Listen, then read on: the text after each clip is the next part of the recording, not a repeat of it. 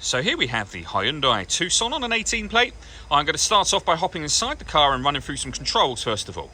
Okay, now that we're inside the car, we're going to start with the dials. On the left-hand side, we have the rev counter and coolant temperature gauge. And on the right-hand side, the speedometer and fuel gauge.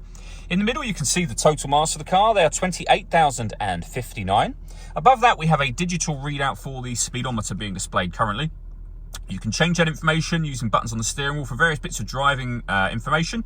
There are other menus available too, so satellite navigation, you've got lane departure warning system, your audio menu, any vehicle warnings, and then user settings as well. And the buttons I was using to do that are just here. We have cruise control and speed limiter over there as well. Over on the left-hand side, stereo and phone controls, including voice activation for your phone. You won't be able to use those controls until you pair the phone up to the car, of course. And that is done over here on this central screen. If you go to all menus, you'll have the option to pair your phone, amongst other things. So phone is just there.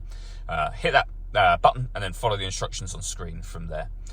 We have got, of course, radio. This car has got DAB and FM radio just down there, as you can see. We can go back to the home screen from here, where you can listen to your own music.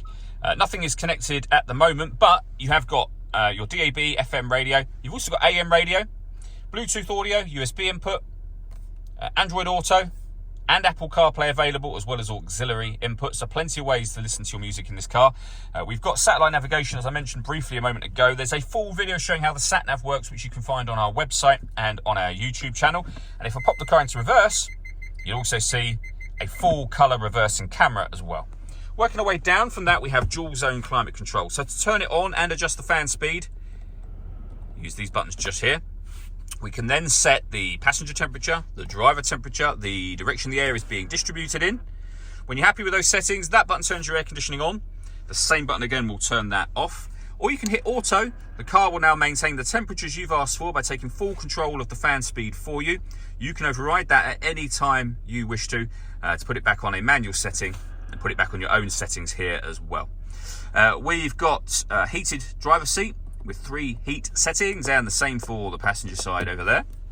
2 12-volt charging sockets, your USB and auxiliary inputs that I mentioned just a moment ago, and then a 6-speed manual gearbox. Next to which, we have the ability to change the steering mode from normal to sport.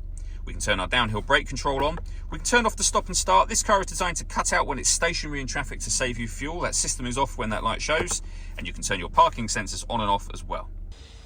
All that leaves me to say is thank you for taking the time to watch this video. If you'd like to come and see the car in person and have a test drive, please feel free to call either of our MJA sites. We'd love to hear from you soon.